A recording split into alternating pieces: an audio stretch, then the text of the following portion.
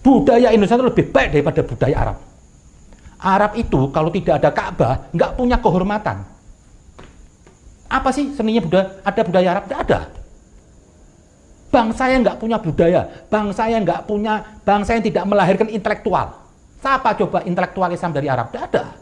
Ente nggak pernah baca, ente nggak pernah ya, miskin literasi, kasihan, ya, sangat disayangkan.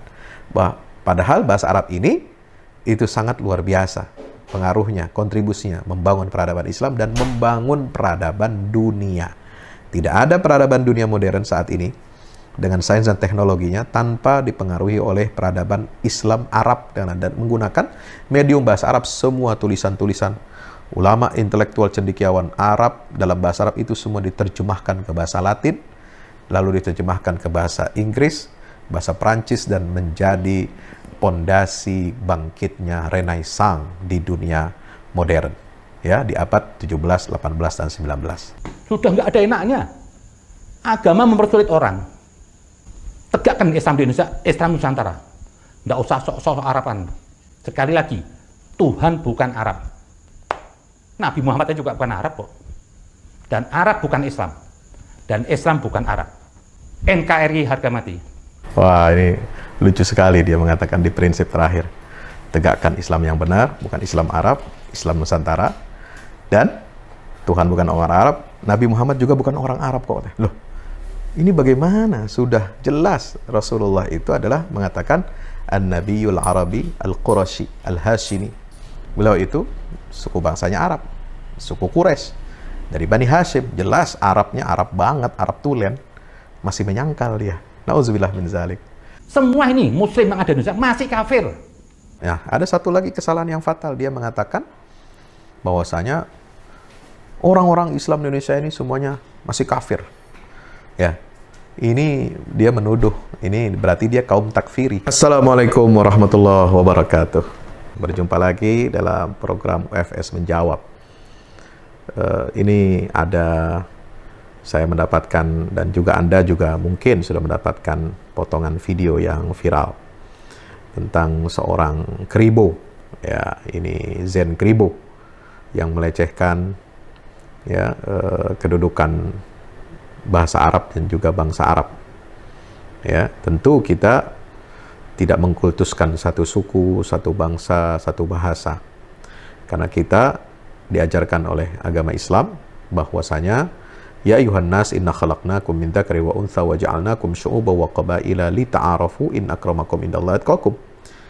Wahai manusia semuanya, kami ciptakan kamu semua dari laki-laki dan perempuan, kami jadikan kalian bersuku-suku dan berbangsa-bangsa untuk saling ta'aruf, saling mengenal satu sama lain. Tapi ingat, in akramakum indallahi atqakum, yang paling mulia di antara kalian di sisi Allah adalah orang-orang yang atqakum, yang paling bertakwa kepada Allah. Nabi juga mengingatkan, la fadla li arabiyyin ala ajamin illa bittaqwa, wa la fadla li ajamin ala arabiyyin illa bittaqwa. Ya, tidak ada keutamaan, kelebihan orang Arab atas orang Ajam, atau sebaliknya, kelebihan orang Ajam atas orang Arab, kecuali dengan takwa kepada Allah Subhanahu wa Ta'ala. Tapi sangat disayangkan, ya, seorang Zen Kribo ini melecehkan bangsa Arab dan bahasa Arab dalam kaitannya dia dalam konteks kedudukannya dikaitkan dengan agama Islam. Mari kita lihat videonya ini. Arab itu kalau tidak ada Ka'bah nggak punya kehormatan. Apa sih seninya ada budaya Arab? Tidak ada. Bangsa yang nggak punya budaya, bangsa yang tidak melahirkan intelektual. Apa coba intelektual Islam dari Arab? Tidak ada. Islam masih jauh dari kesempurnaan. Jangan sok Islami lah. Luar biasa. Jadi jangan sok Islami, seolah-olah mengatakan jangan sok ke Arab-Araban. Artinya dia mengaitkan, ya, Islam itu dengan kearab-araban atau Arabisme. Ya. Kemudian mengatakan bahwa bangsa Arab itu tidak punya peradaban, tidak punya kebudayaan. Ya, kemudian begitu rupa, ya, menjelek-jelekkan, ya, bangsa Arab. Hanya untuk apa? Hanya untuk membela, ya, di situ hanya untuk membela Jenderal Dudung Abdurrahman. Ini video lengkapnya, ya, video lengkapnya ternyata ada di sini. Saya cari di channelnya Judulnya Seolah Kalian Maha Tahu Segalanya, Panitia Akhirat ya, gitu ya. Pendapat liar, tuduhan sesat terhadap Kasat Dudung perihal Tuhan bukan Arab. Jangan memahami, jangan melihat Islam itu harus bergaya ustadz atau bergaya ulama dengan sorban itu. Dan Islam itu bukan hak paten ulama atau ustadz. Banyak orang bukan ustadz, banyak orang nggak berlabel ustadz, banyak orang yang berpakaian sederhana, tapi dia juga punya kemampuan Islam. Budaya Indonesia itu lebih baik daripada budaya Arab. Arab itu kalau tidak ada Ka'bah nggak punya kehormatan. Apa sih seninya ada budaya Arab? Tidak ada. Bangsa yang nggak punya budaya, bangsa yang tidak melahirkan intelektual. Siapa coba intelektual Islam dari Arab? Tidak ada. Semua dari Parsi. Yang bisa menuduh penista agama itu cuma Tuhan. Kok Anda yang masih kafir? Semua ini Muslim yang ada di Indonesia masih kafir. Maka di Al-Quran bilang apa? Jihad terakbar, jihad yang paling mulia itu apa? Jihadun nafas. Karena kekafiran itu ada pada diri kita.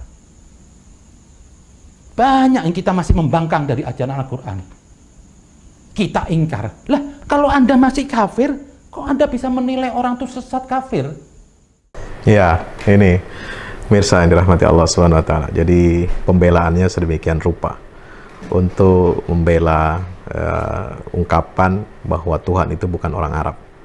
Ya, dengan bersilat lidah, ya dia mencoba untuk membela seorang perwira tinggi TNI Angkatan Darat yang menjadi kasat ya dengan ucapannya. Nah, saya kira apa yang disampaikan dalam video itu yang panjang dan juga yang potongannya tadi yang saya sampaikan itu sangat-sangat tidak ilmiah, ya, sangat tidak berdasarkan ilmu dan fakta. Karena walau bagaimanapun, ya, kedudukan bahasa Arab ya dalam Islam ini sangat penting karena dia adalah bahasa Al-Quran, kitab suci umat Islam yang Allah pilih untuk menjadi bahasa, medium bahasa dari kitab suci atau wahyu yang terakhir yang Allah wahyukan kepada Nabi Muhammad SAW. Yang untuk tujuan apa? Menjaga keotentikan kitab suci terakhir ini. Tidak ada versi Al-Quran yang benar, tidak ada versi Al-Quran yang otentik selain yang berbahasa Arab. Tidak ada Al-Quran dengan teks Latin, teks Inggris, teks redaksi wahyunya ya. Kemudian bermacam-macam teks Latin, Inggris, kemudian Yunani atau bahasa Arab, Syria atau dengan teks Sunda, teks Jawa, teks macam-macam, tidak. Dia hanya satu teks di dunia ini. Teks Al-Quran adalah teks berbahasa Arab. Ya, bedakan dengan terjemahan. Kalau terjemahan bisa diterjemahkan ke dalam berbagai bahasa dunia, tapi dia bukan Quran. Dia hanya terjemahan Al-Quran. Kenapa? Teks wahyu itu harus satu bahasa untuk memastikan dan untuk mengecek, ya, mengecek kalau ada kekeliruan, kalau ada kekurangan atau ada pemalsuan terhadap ayat Al-Quran itu mudah. Itu dengan menggunakan satu teks saja, yaitu teks Arab untuk wahyu Al-Quranul Karim. Dan itu diakui menjadi keunggulan kelebihan Al-Quran, kelebihan agama Islam ini dibanding kitab suci atau agama yang lain. Karena bisa menjamin keotentikan dan bisa merujuk bagaimana kita mencari teks yang asli. Konsep teks Al-Quran sangat kuat dan kokoh. Dan ini yang menjaga ajaran Islam ini otentik. Ya, hadis-hadis Nabi SAW juga otentik. Sampai hari kiamat tinggal bagaimana kita mempraktekannya. Karena Al-Quran dan kebenaran sunnah Nabi SAW yang riwayatnya sahih, apalagi yang mutawatir, itu sudah dijamin kebenarannya oleh Allah Subhanahu wa Ta'ala. Dan itu merupakan perwujudan dari kesempurnaan agama Islam. Al-yauma akmaltu lakum dinakum wa atmamtu alaikum ni'mati wa raditu lakumul islama dina.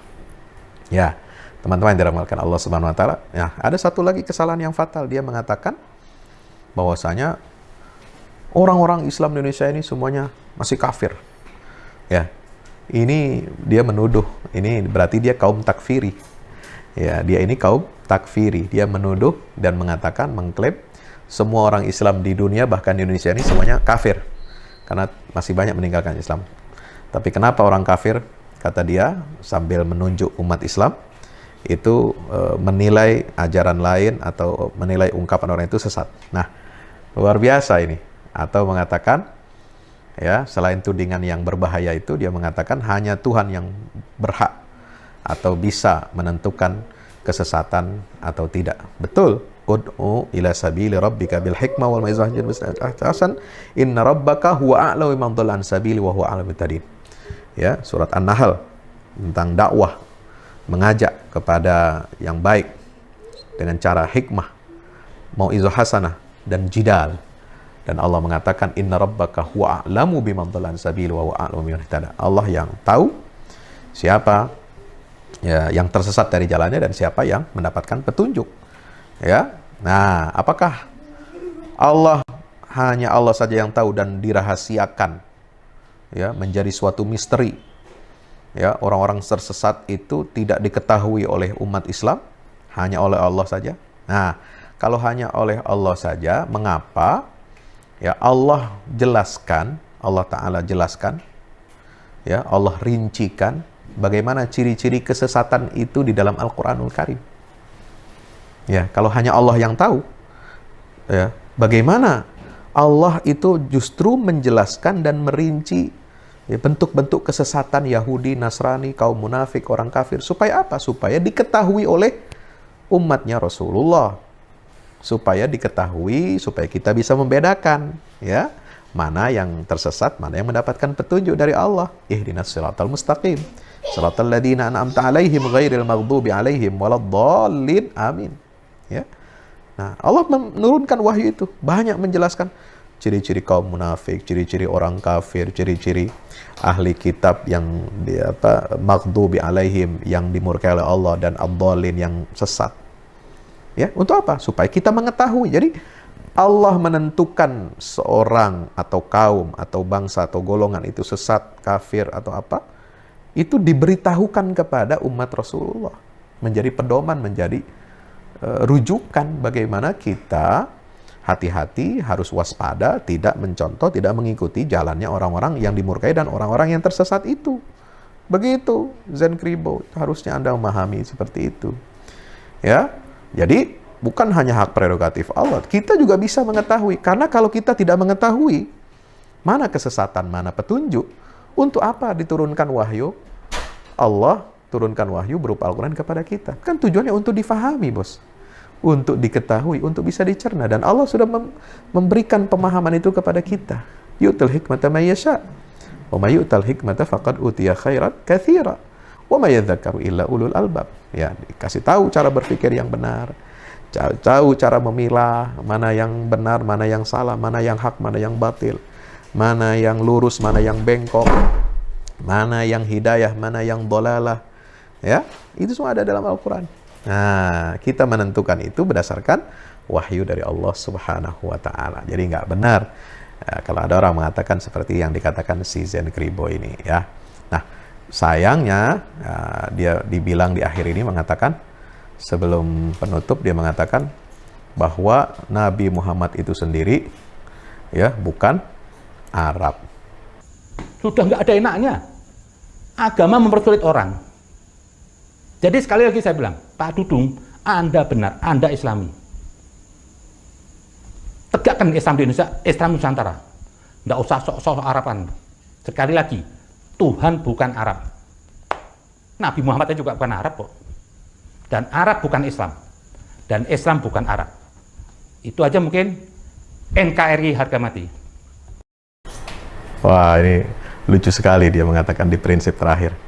Tegakkan Islam yang benar, bukan Islam Arab, Islam Nusantara, dan Tuhan bukan orang Arab, Nabi Muhammad juga bukan orang Arab kok. Loh, ini bagaimana? Sudah jelas Rasulullah itu adalah mengatakan An-Nabiyul Arabi Al-Qurashi Al-Hashimi.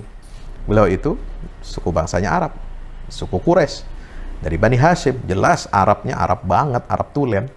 Masih menyangkal dia. Nauzubillah min zalik. La haula wala quwata illa billah. Kita mohon perlindungan kepada Allah Subhanahu wa taala dari berbagai macam penyesatan yang ada terjadi di tengah umat. Nah, saya akhiri ya konten kita kali ini dengan mengutip berita ya, dari majalah berita Nahdlatul Ulama tanggal 1 Januari 1938 tentang ungkapan bahaya aliran anti Arab. Ya, di majalah berita NOE ya, NO Nahdlatul Ulama 28 Syawal 1356 Hijriah atau 1 Januari 1938. Ya, isu anti Arab ternyata beberapa dasawarsa yang silam di awal abad 20 sudah merebak di tanah air. Bagaimana kalangan Nahdien saat itu menyikapi isu anti Arab? Mari kita ikuti tulisan yang dimuat di majalah dipimpin oleh Kiai Haji Mahfud Siddiq ya, dan Kiai Haji Hashim Asy'ari Tebu Ireng, Kiai Haji Abdul Wahab Hasbulsoroy, dan Kiai Haji Bisri Denanyar. Ya, ini disalin sesuai dengan aslinya oleh Bapak Lukman Hakim. Ya, ini disebut di dalam portal faktakini.info. Sekali peristiwa Rasulullah bersabda kepada Sayyidina Salman, "Salman, janganlah kamu benci aku, maka kamu akan menceraikan agamamu." Sembah Sayyidina Salman, betapakah hamba membenci paduka padahal Allah memberi hidayah hamba dengan perantaraan paduka? Maka sabda beliau, yaitu kamu membenci bangsa Arab, maka akhirnya kamu membenci aku. Hadis Hasan Gharib. Tujuan lebih dalam, jikalau kami menulis tentang aliran anti Arab, barangkali para pembaca kita menyangka bahwa kami akan menulis pergolakan di Palestina, dalam mana aliran anti Arab dalam kalangan bangsa Yahudi makin menjadi-jadi. Ya, kemudian tapi sangkaan itu keliru. Aliran anti Arab yang hendak kami tulis tidaklah melainkan suatu aliran yang semakin merajalela dalam kalangan saudara kita umat Islam Indonesia, terutama dalam kota-kota besar yang merasa dirinya sudah insaf, tidak akan bisa tertipu lagi dan diabui penglihatannya. Suatu aliran yang asal mulanya ditanam oleh pihak yang menghendaki perpisahan orang kita dari agamanya, yaitu agama Islam. Mereka sungguhnya bukan orang insaf jikalau mereka hanya pandai melihat sesuatu pada kulit-kulitnya saja, tidak sampai pada bagian dalamnya, terutama akibat-akibatnya. Alat yang dipergunakan orang untuk menghamburkan benih anti atau membenci Arab adalah gerak-gerik bangsa Arab di Indonesia ini. Ialah perbuatan-perbuatan yang tidak hanya diperbuat oleh bangsa Arab melulu, misalnya merentekan duit, mengawini putri-putri Indonesia dengan semena-mena dan tidak diperlakukan sebagaimana wajib dan mestinya, menjalankan penipuan, merasa dan meminta dirinya diutamakan, dan lain sebagainya. Sungguh pun kami sesalkan perbuatan-perbuatan yang tidak bagus itu, bukan saja karena tidak dibenarkan oleh agama Islam, juga seharusnya mereka menjadi cermin tauladan di dalam keluhurannya budi, kesetiaan yang menjunjung syariat Islam, dan ketangkasan yang bergerak memperharum Islam. Akan tetapi, jikalau sungguh kebencian anti Arab itu dipersebabkan sebab itu, mengapakah aliran demikian diratakan sampai mengenai kearaban? Mengapakah aliran demikian tidak terdapat dan tidak ditujukan juga kepada pihak yang sama, bahkan lebih tidak bagus lagi perbuatan dan anggapannya? Ini.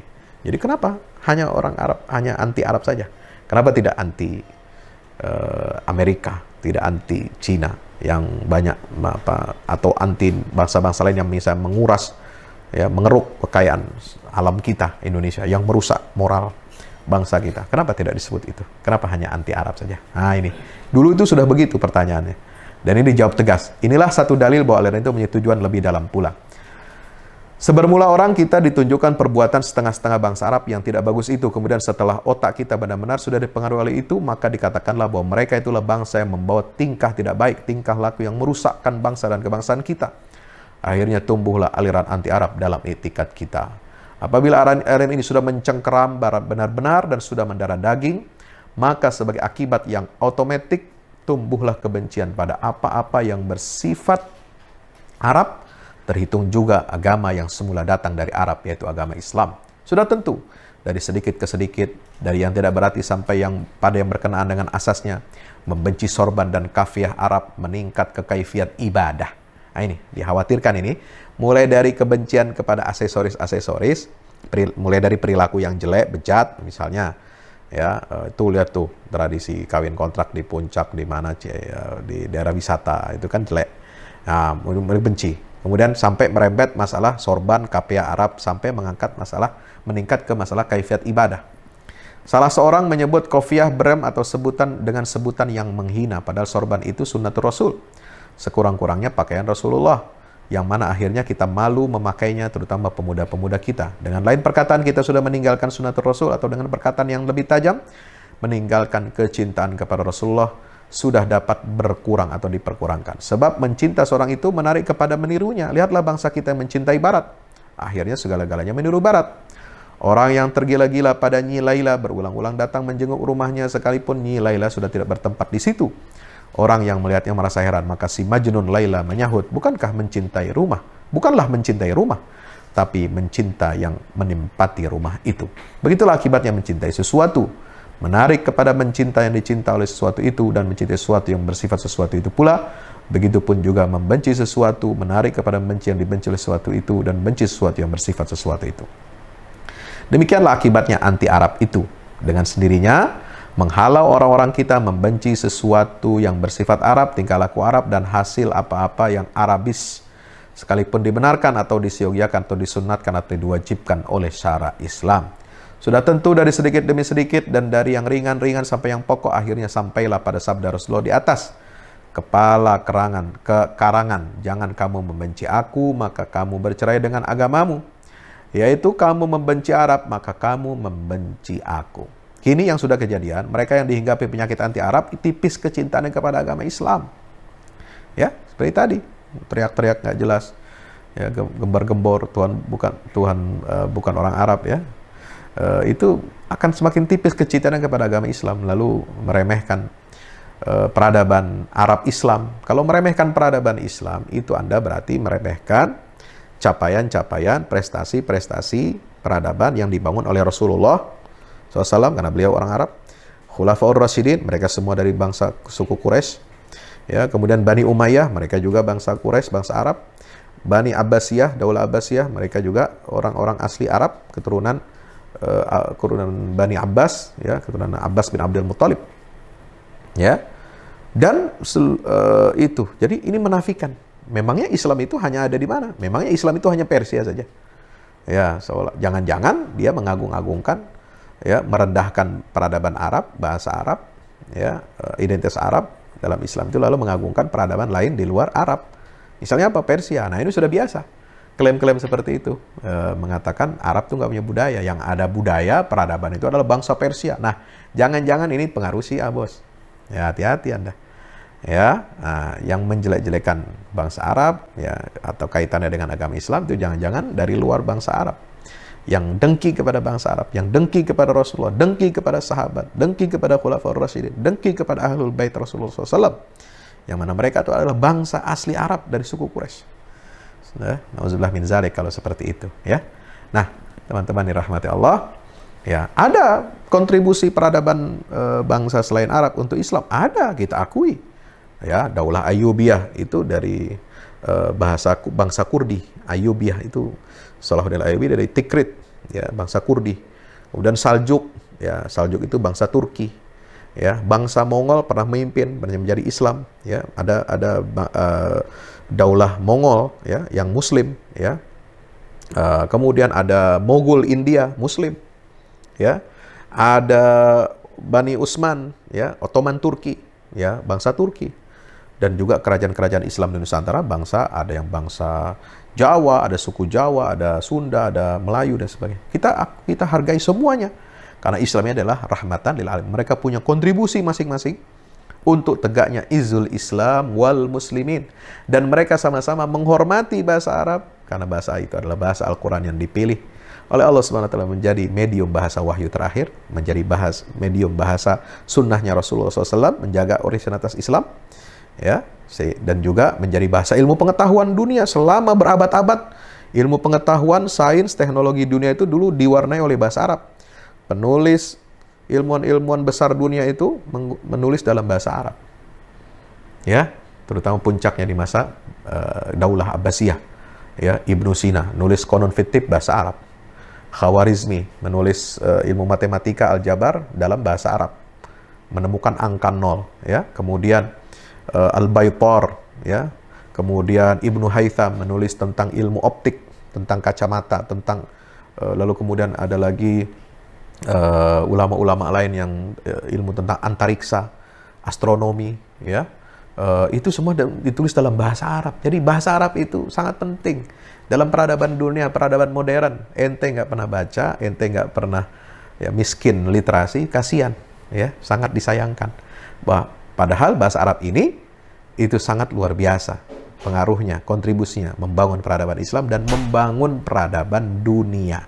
Tidak ada peradaban dunia modern saat ini dengan sains dan teknologinya tanpa dipengaruhi oleh peradaban Islam Arab dan menggunakan medium bahasa Arab. Semua tulisan-tulisan ulama intelektual cendekiawan Arab dalam bahasa Arab itu semua diterjemahkan ke bahasa Latin, lalu diterjemahkan ke bahasa Inggris, bahasa Prancis, dan menjadi pondasi bangkitnya Renaissance di dunia modern, ya, di abad 17, 18, dan 19. Luar biasa. Jadi mari kita tingkatkan.